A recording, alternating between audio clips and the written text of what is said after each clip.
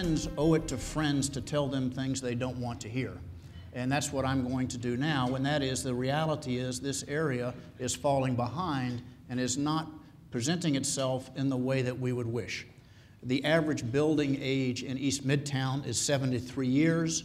If you look at the growth rate of commercial space, it's been at about barely negligible growth in the last decade, whereas it was robust growth 2 years ago. The rate of growth is down 95% from the 80s to the first decade of this century. When it comes to the council, we're going to be looking at this proposal much sooner than we would like to be looking at it. We think that this is a complicated process and is a heavy lift in the waning days of an administration, the waning days of a council.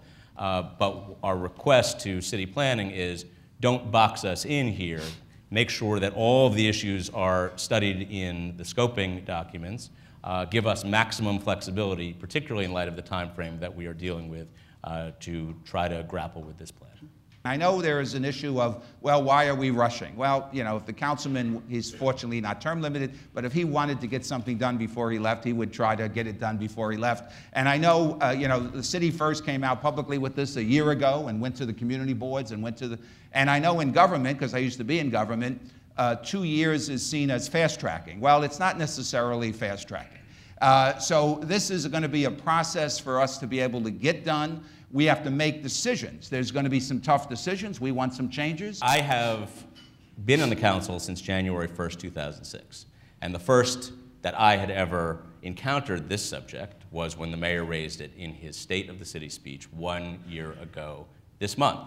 And so I appreciate the need for us to move at a pace which government doesn't ordinarily move. In fact, I like that. I come out of the private sector myself. What we should be doing and how we should be doing it in the right way from a planning perspective.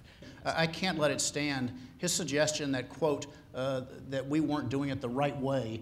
I think that our city planning department has a long history of 122 rezonings, and the people that work there wouldn't think of doing this anything other than the right way. And so that suggestion just shouldn't stand.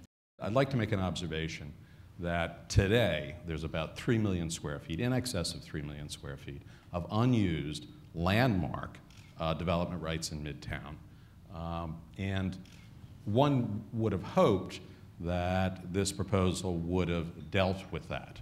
I think our problem is, though, the current proposal really sets up a competitor to landmark air rights.